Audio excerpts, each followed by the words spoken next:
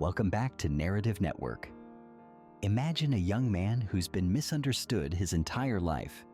Brilliant but overlooked, quiet but burning with passion. Diagnosed with autism as a child, the world constantly underestimated him. But what if I told you that this very difference would become his greatest strength?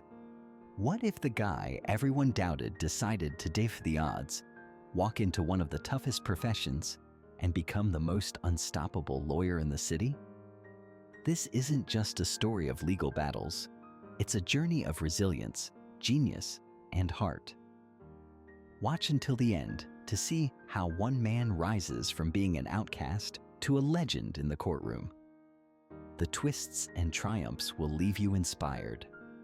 In the bustling city of Ravenwood, where the streets were lined with towering skyscrapers and the pulse of life beat through every corner, there lived a young man named Ethan Miller. Ethan wasn't like the other people around him. He was different, and he knew it.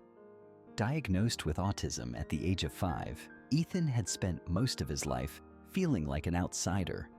His mind worked in ways that others couldn't understand, and while his intellect was astounding, his social interactions were often awkward and misunderstood. Growing up, Ethan had always been fascinated by systems, numbers, patterns, logic. But there was one system that intrigued him above all others: the law. To him, the law wasn't just a set of rules, but a grand puzzle, an intricate network of logic and order that could be deciphered and navigated with the right amount of focus and determination. While most kids were out playing sports or hanging out with friends, Ethan was poring over legal books, reading cases, and memorizing statutes. He wasn't just interested in the law, he was obsessed with it. But despite his brilliance, Ethan's poem was anything but easy. His autism made everyday life a challenge. Conversations were difficult, loud noises overwhelmed him, and sudden changes in routine could send him spiraling. People often underestimated him, assuming that his quiet demeanor and unusual mannerisms meant that he wasn't capable of achieving much. In school, he was labeled as different, a word that, while true, was often used to keep him at arm's length. The teachers didn't know how to handle him, and the other students either ignored him or mocked him. Ethan, however, had a secret weapon: his resilience. No matter how many times he was knocked down or told he didn't fit in, he got back up. He wasn't seeking approval or acceptance. He had his eyes set on something far bigger. He dreamed of becoming a lawyer, not just any lawyer, but the best in the city. After graduating from high school with top marks, Ethan was accepted into the prestigious Ravenwood University School of Law. It was a monumental achievement, one that surprised even his own family. His mother, Sarah, had always believed in his potential, but she couldn't help but worry about how he would fare in the high-pressure world of law school. "Are you sure this is what you want, Ethan?" she asked one evening, her voice soft with concern. Ethan, sitting at the kitchen table with a thick law book open in front of him, didn't look up. "It's what I need to do," he replied simply. His mother nodded, knowing better than to question him further. When Ethan set his mind to something, there was no changing it. Law school was a challenge, even for someone as brilliant as Ethan. The long hours, the fast-paced discussions, and the intense pressure to succeed weighed heavily on him. He often found himself struggling to keep up with the rapid-fire conversations in class, where students debated legal theory and case law with ease. His professors, though impressed with his academic knowledge, were unsure how to connect with him. He rarely spoke unless called upon, and when he did, his answers were concise, often devoid of emotion or flourish. Despite this, Ethan's work was impeccable. His legal briefs were airtight, his analysis was sharp, and his understanding of the law was unmatched. But in the world of law, it wasn't just about what you knew. It was about how you presented it. And that's where Ethan struggled. In mock trials, Ethan's ability to argue a case was hindered by his social difficulties. He didn't make eye contact, his voice was monotone, and his nervousness often got the better of him. His peers and professors began to doubt whether he had what it took to succeed as a lawyer, no matter how brilliant he was. "He's got the brains, but I don't know if he has the people skills," one professor remarked after a particularly difficult mock trial session. Ethan heard the whispers, but he didn't let them deter him. He knew that law was his passion, and he wasn't about to let anyone stand in his way. After graduating near the top of his class, Ethan faced his next challenge: finding a job. The legal field was notoriously competitive, and despite his academic success, Ethan's awkward interview style and lack of traditional social skills made it difficult for him to secure a position at a law firm. He applied to dozens of firms across the city, but rejection after rejection poured in. Most of the interviews went the same way. The interviewers were impressed with his knowledge, but when it came to discussing his ability to work with clients or handle courtroom pressure, they grew hesitant. "We're looking for someone with strong interpersonal skills," one partner at a major law firm told him. "It's not just about knowing the law, it's about communication, persuasion, connecting with people." Ethan left that interview feeling more defeated than ever. He knew the law better than most, but the world didn't seem to value that alone. The world wanted charisma, charm, and the ability to read a room, skills that were foreign to him. But just when he was beginning to lose hope, a small, struggling law firm called Carter & Finch took a chance on him. The firm, run by an older lawyer named David Carter, was known for its pro bono work and its commitment to helping underrepresented clients. It wasn't the high-powered, glamorous law firm Ethan had dreamed of, but it was an opportunity. David Carter had been in the business long enough to know that talent came in all shapes and forms. When he interviewed Ethan, he saw something that other firms had missed. Yes, Ethan was quiet and socially awkward, but there was something about the way he spoke about the law that struck a chord with David. "You've got the passion," David said, leaning back in his chair after their interview. "I'm willing to take a chance on you, Ethan. You might not fit the mold, but the best lawyers rarely do." Ethan was hired as a junior associate, and though the pay was modest and the cases weren't always exciting, it was a start. He threw himself into his work, spending long hours at the office, meticulously researching every case and ensuring that no detail went unnoticed. At first, Ethan struggled with the interpersonal aspects of the job. Meeting clients, speaking in court, and negotiating with opposing counsel were all areas where he felt out of his depth. But he had an uncanny ability to read through mountains of legal documents and spot inconsistencies, loopholes, and precedents that others missed. His mind, though different, was perfectly suited for the complexities of the law. Over time, David began to notice Ethan's unique strengths. He might not have been the best at presenting a case in court, but when it came to preparing a case, building the legal framework, gathering evidence, and finding the angles that would win, Ethan was unmatched. One day, the firm took on a case that would change everything. A single mother named Maria Hernandez was facing eviction from her apartment. The landlord, a wealthy real estate developer, had cut corners on maintenance, leading to unsafe living conditions. When Maria complained, the landlord retaliated by trying to evict her. David, seeing this as an opportunity to take a stand against an injustice, assigned the case to Ethan. It was a tough case, pitting the small firm against a team of high-powered corporate lawyers representing the landlord. But David had faith in Ethan's abilities. "This is your chance, Ethan," David said, handing him the file. "I know you've got what it takes. You see things others don't." Ethan worked tirelessly on the case, spending nights combing through housing laws, tenant protections, and past rulings. He discovered that the landlord had not only violated several building codes, but had also been involved in multiple similar cases, each time settling out of court to avoid public scrutiny. The trial was set for 2 weeks later, and Ethan knew that this case could either make or break his career. He wasn't just fighting for Maria. He was fighting for himself, to prove that he belonged in the world of law. The night before the trial, Ethan sat in his office, running through every possible scenario in his head. His heart raced as he thought about standing in front of the courtroom, speaking to the judge, presenting his argument. Public speaking had always been his greatest fear, but he knew that he couldn't back down now. The morning of the trial, Ethan arrived at the courthouse early. He stood outside the courtroom, rehearsing his opening statement in his head. His palms were sweaty and his heart pounded in his chest, but he forced himself to focus on the facts, on the law. When the trial began, Ethan's nerves were palpable.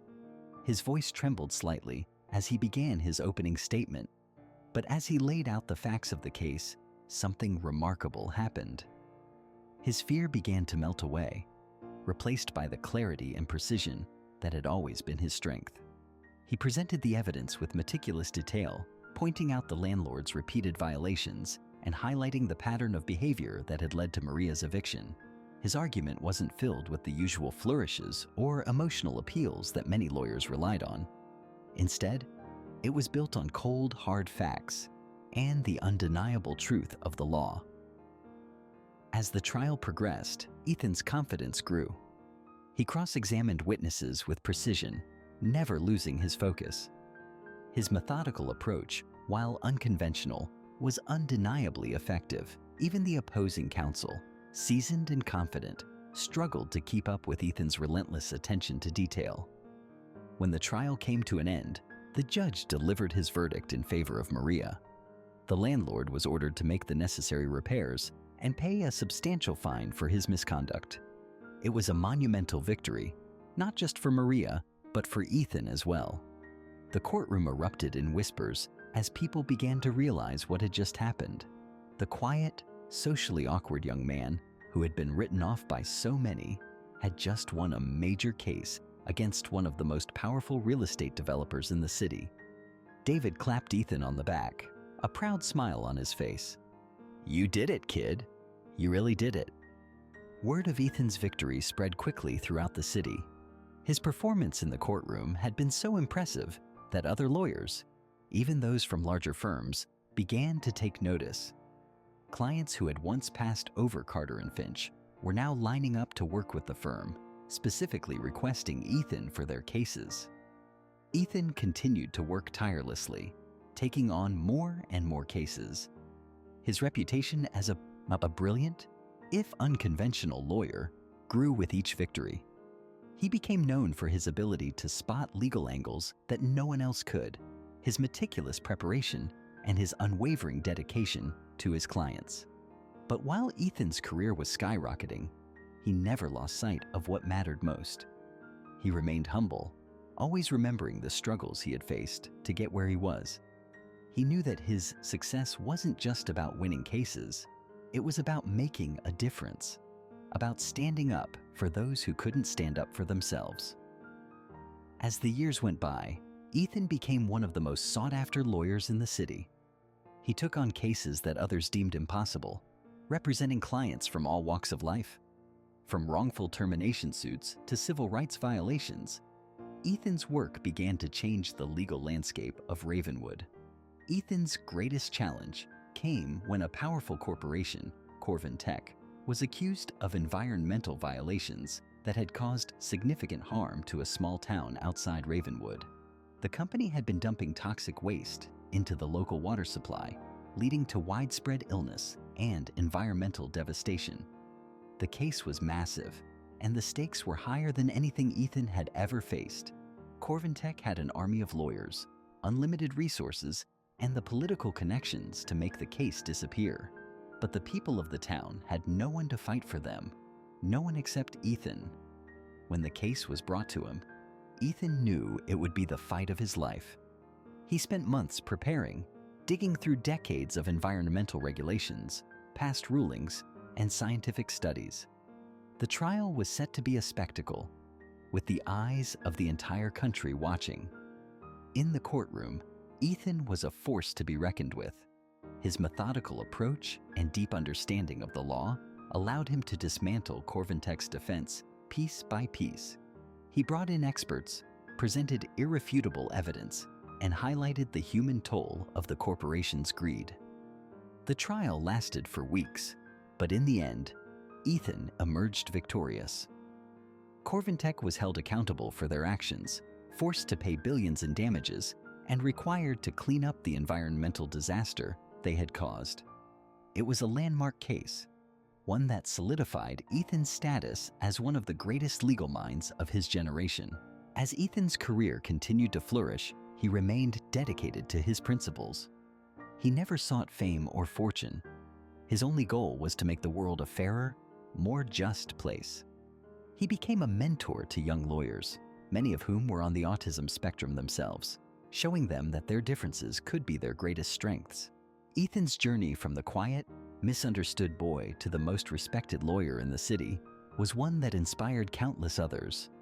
His story became a testament to the power of perseverance, the importance of believing in oneself, and the idea that greatness doesn't always come in the form society expects. In the end, Ethan didn't just become the best lawyer in the city. He became a symbol of hope for anyone who had ever been told they didn't belong, that they weren't good enough, or that their differences were a weakness. He proved that with enough determination, anything was possible. Ethan's victory against Corvintech not only cemented his status as a top-tier lawyer, but also ignited a movement.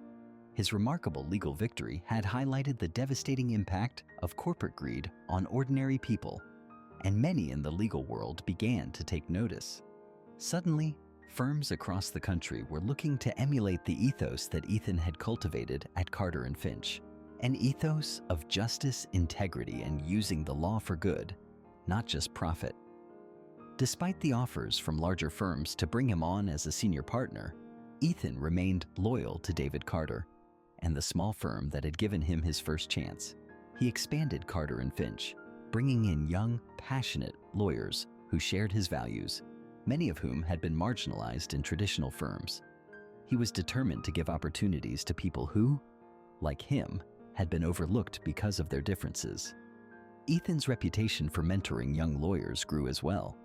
He hosted workshops and seminars on legal ethics, on how to use the law to fight for justice, and on the importance of preparation and focus in the courtroom. He was a natural teacher, his unassuming nature putting people at ease, and his wealth of knowledge making him an invaluable resource. But what made Ethan truly stand out was his understanding of human struggle. Because of his own challenges with autism, he had an empathy that other lawyers often lacked. He understood what it was like to feel invisible, to be on the margins, and that made him fight harder for the people he represented.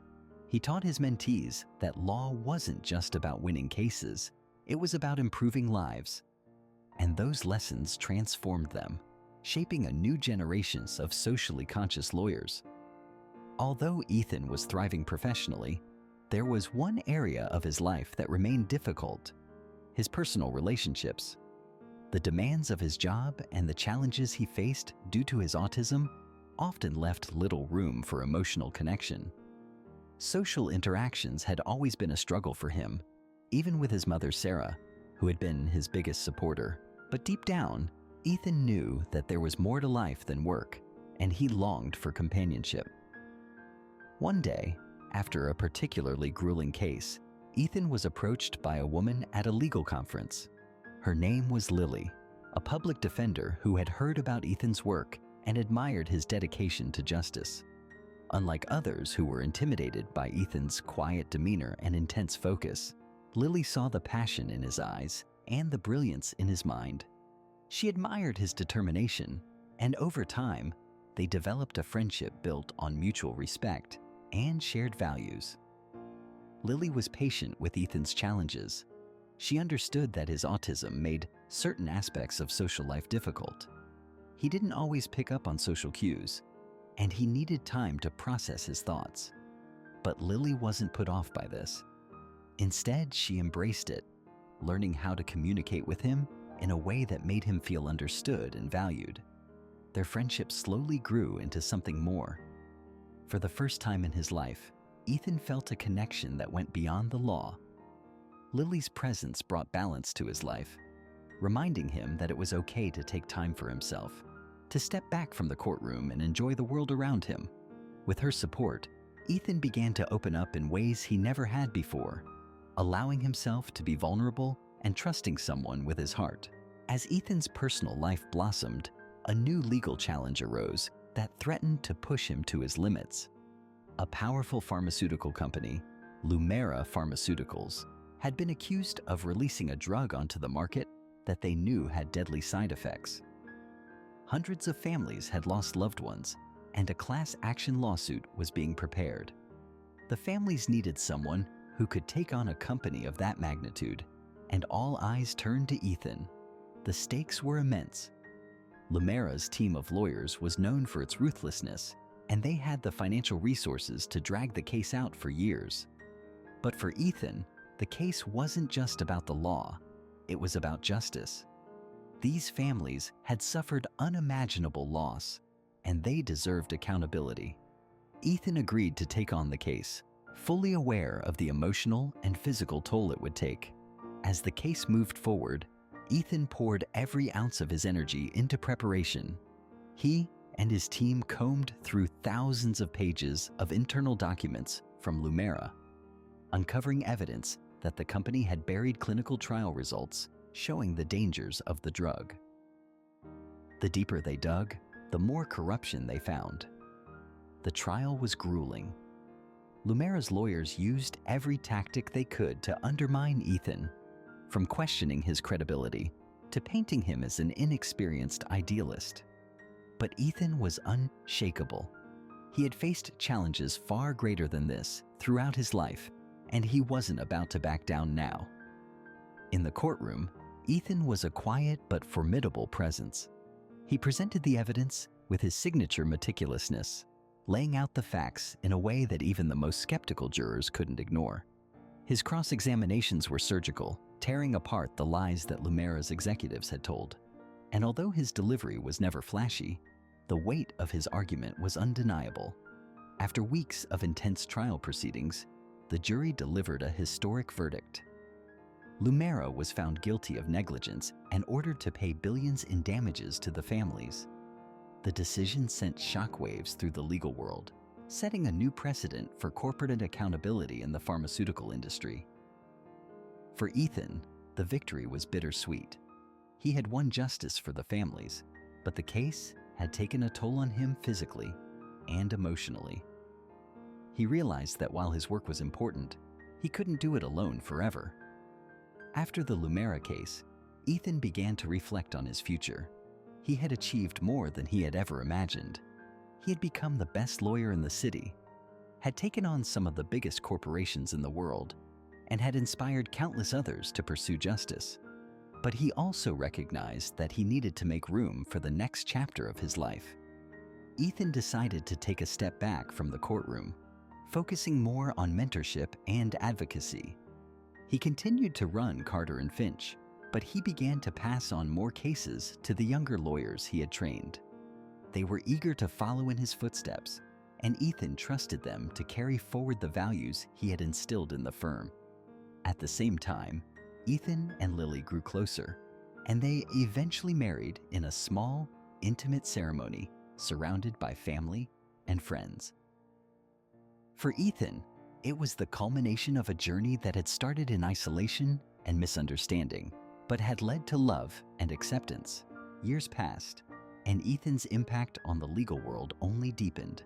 Carter & Finch became known nationwide as a firm that fought for justice, regardless of how difficult the case or how powerful the opponent. Lawyers from all over the country sought out Ethan's mentorship, eager to learn from the man who had redefined what it meant to be a lawyer. But beyond his professional success, Ethan's greatest legacy was the lives he had touched. Families who had once been on the verge of losing everything found hope again because of his work. Young lawyers, many of whom had been told they weren't cut out for the profession, found their place because Ethan had shown them that there was more than one way to be a great lawyer. Ethan's story became an inspiration, not just to those in the legal field, but to anyone who had ever felt different or doubted themselves. He had shown the world that autism wasn't a limitation, it was a gift. one that had allowed him to see the world in a unique and valuable way. In his later years, Ethan wrote a memoir about his journey. The book, Against All Odds, A Life in Law, became a bestseller, touching the hearts of readers around the world. In it, he reflected on the challenges he had faced, the victories he had won, and the lessons he had learned along the way. As Ethan looked back on his life, he knew that his journey had been about far more than becoming the best lawyer in the city. It had been about finding his place in the world, about using his unique strengths to make a difference, and about proving that greatness didn't come from fitting into a mold. It came from breaking it. In the end, Ethan's greatest accomplishment wasn't the cases he won or the accolades he received. It was the lives he changed, the hope he gave to others, and the legacy of justice he left behind. And for Ethan, that was the greatest victory of all. Thank you for watching. If you enjoyed this video, don't forget to subscribe for more exciting content. Share this video with your friends.